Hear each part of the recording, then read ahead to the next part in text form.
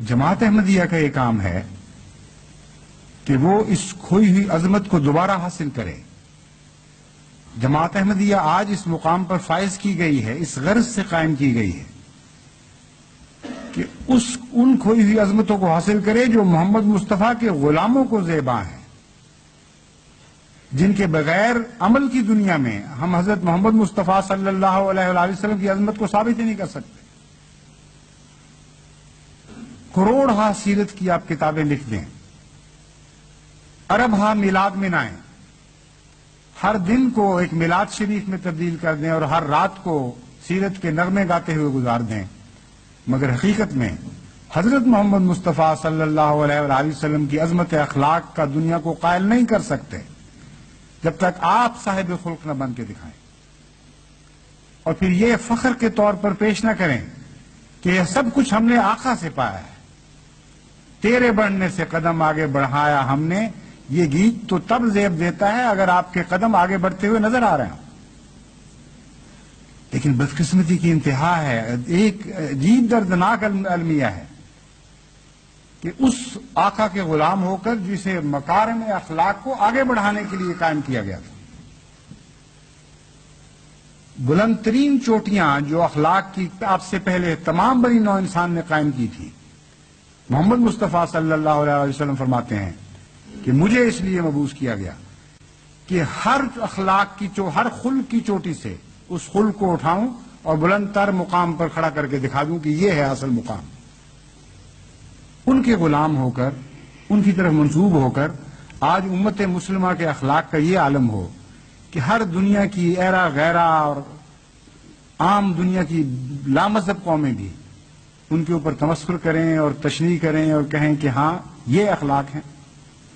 دہریہ بھی ہنس رہے ہیں، آج بگڑے ہوئے مذاہب والے بھی ہنس رہے ہیں اور مشرک بھی ہنس رہے ہیں، فلسفی دان بھی ہنس رہا ہے اور دنیاوی سویلائزیشن اور تہذیب و تمدن کے علمبردار بھی ہنس رہے ہیں. کیا جماعت احمدیہ نے اس میدان میں آگے قدم بڑھایا ہے یا نہیں، یہ وہ سوال ہے. میں یہ سمجھتا ہوں کہ اتنے گوشے ابھی خلا کے باقی ہیں، اخلاق کی طرف توجہ دینے کا اتنا بڑا کام ابھی باقی ہے کہ اگر ہم نے اس کی طرف توجہ نہیں دی تو ہم دنیا کے معلم قرار نہیں دیے جا سکیں گے. اگر اس کے باوجود ہمیں دنیا کا مربی بنا دیا گیا تو یہ دنیا پر احسان نہیں ہوگا. اس لیے جو فتح کے دن قریب آ رہے ہیں، ان گوشوں پر میری نظر پڑتی ہے اور میں خدا کے سامنے ہول سے کانپنے لگتا ہوں کہ اے خدا، محض تیرا فضل ہے جو ان حالات کو تبدیل فرما دے اور ہمیں وہ عظمتیں عطا فرمائے جن عظمتوں کی خاطر تو نے ہمیں پیدا کیا ہے. ورنہ ہر قدم پر کمزوریاں ہیں، ہر قدم پر رکھنے ہیں. ایک خلا تو نہیں، ہر سمت میں کئی خلا ہیں. جب ہم غیروں کے مقابل پر اپنے آپ کو دیکھتے ہیں تو یقیناً ایک عظمت کا احساس پیدا ہوتا ہے. جب ہم دوسروں کے مقابل پر اپنے اخلاق پر نظر ڈالتے ہیں تو ایک تمانیت کا احساس بھی پیدا ہوتا ہے. لیکن میں آج جو بات کہہ رہا ہوں وہ یہ نہیں کہ نعوذ باللہ من ذالک جماعت احمدیہ دوسری قوموں کے مقابل پر، دوسرے مذاہب اور فرقوں کے مقابل پر آج کم اخلاق رکھنے والی ہے. میری نظر تو محمد مصطفیٰ صلی اللہ علیہ وآلہ وسلم کے خلق عظیم پر ہے. میں اس لیے یہ موازنہ کرنا چاہتا ہوں تاکہ آپ ادنا پر راضی ہو کر نہ بیٹھ جائیں. اپنے سے نیچے کے اخلاق کے ساتھ آپ نے موازنہ کیا تو آپ ترقی نہیں کر سکیں گے،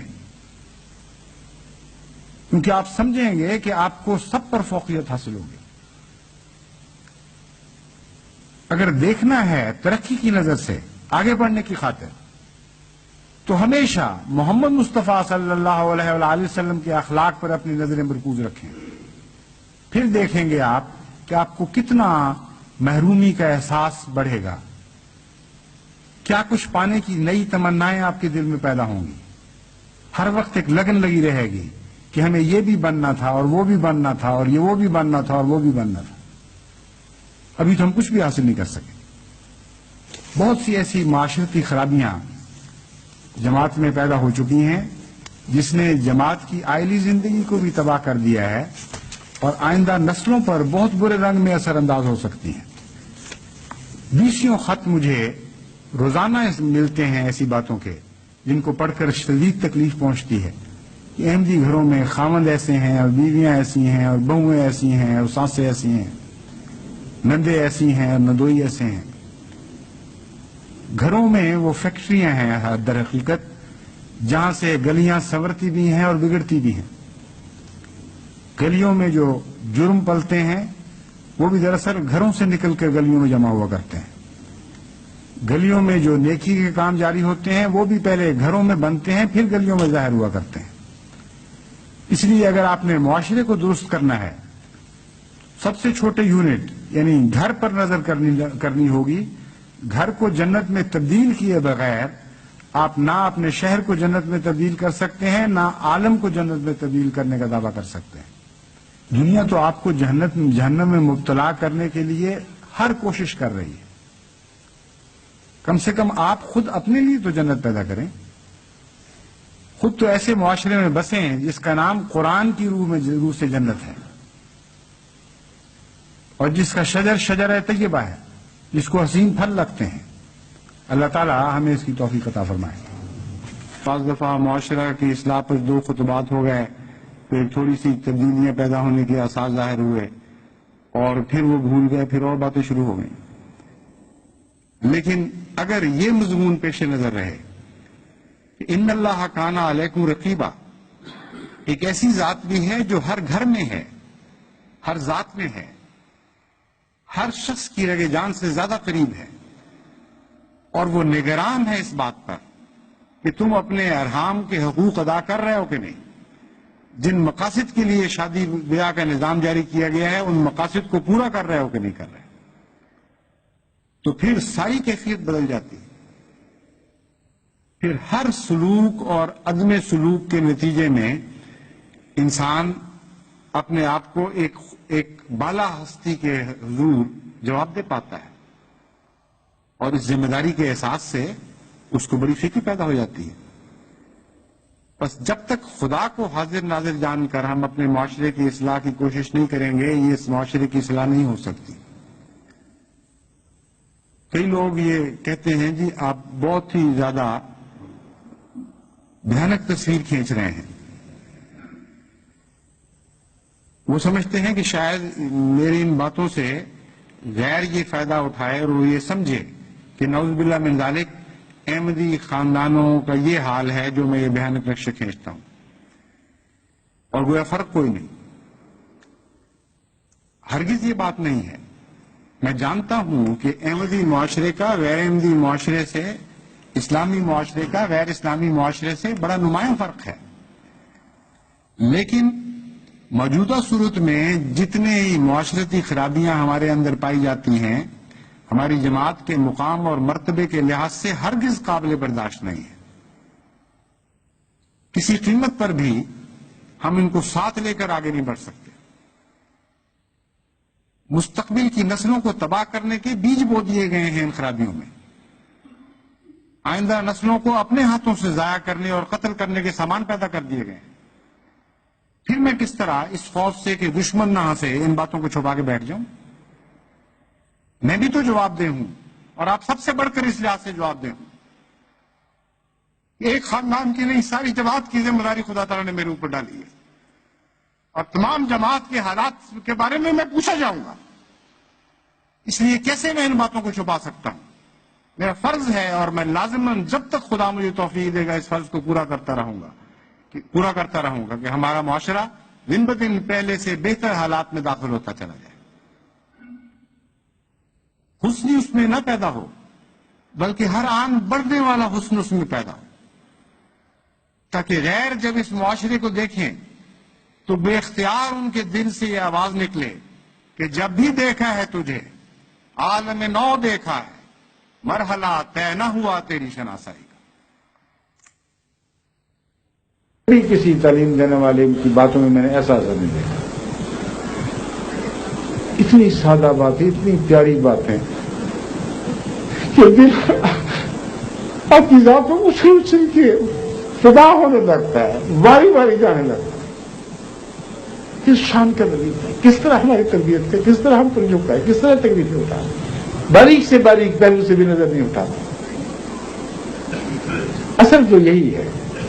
مگر میں کہتا ہوں کہ بسا اوقات انسان میں یہ رسائی نہیں ہوتی، طاقت نہیں ہوتی، اس کی جہالت حائل ہو جاتی ہے، اس سے بھی خدا تعالیٰ نے ناانصافی کا سلوک کیا. وہ بھی اگر اپنے نفس میں ڈوبے گا تو بالآخر حضرت محمد رسول اللہ کے وسیلے سے وہ خدا تک ہی پہنچے گا، اور جو اس کی مشکل راہیں خدا آسان کر دے گا.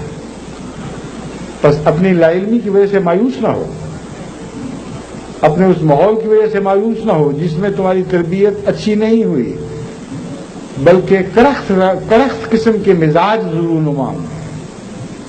بسا اوقات بعض انسان ہیں لطیف طبیعتیں رکھتے ہیں، لطیف ذوق رکھتے ہیں، بعض موٹے موٹے ذوق رکھتے ہیں، کرخت طبیعتیں لے کے پیدا ہوئے ہیں.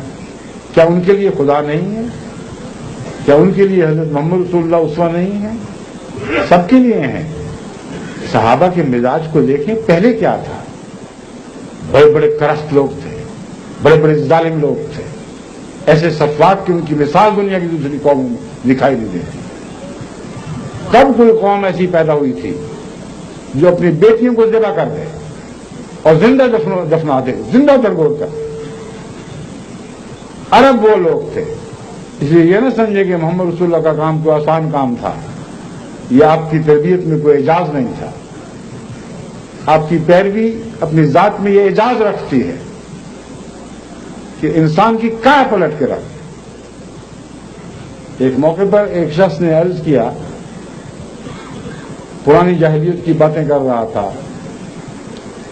وہ کہنے لگا کہ ایک دفعہ مجھے بھی ایک بیٹی ملی تھی، مجھے پتہ نہیں تھا کہ میری بیٹی ہے.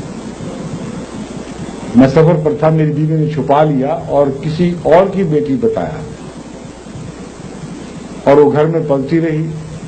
وہ اتنی پیاری تھی، اتنی خوبصورت کہ میں تو اس کا لٹو ہو گیا، اس پر عاشق ہو گیا، اپنی بیٹی پر. کتنی پیاری بیٹی خدا نے بخشی.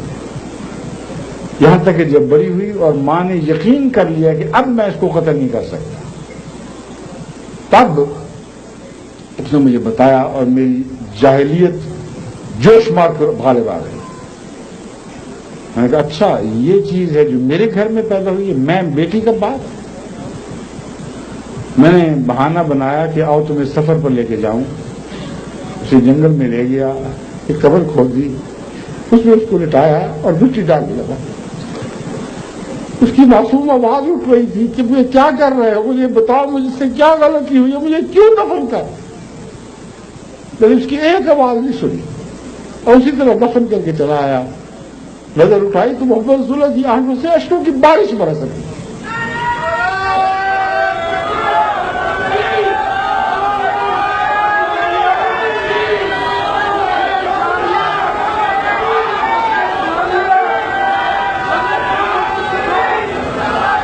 اب بار بار یہ فرما رہے تھے کہ جو رحم نہیں کرتا اس پر رحم نہیں کیا جائے گا، جو رحم نہیں کرتا اس پر رحم نہیں کیا جائے گا. اس طرح آپ نے ان پتھر دلوں کی کیا پلٹی.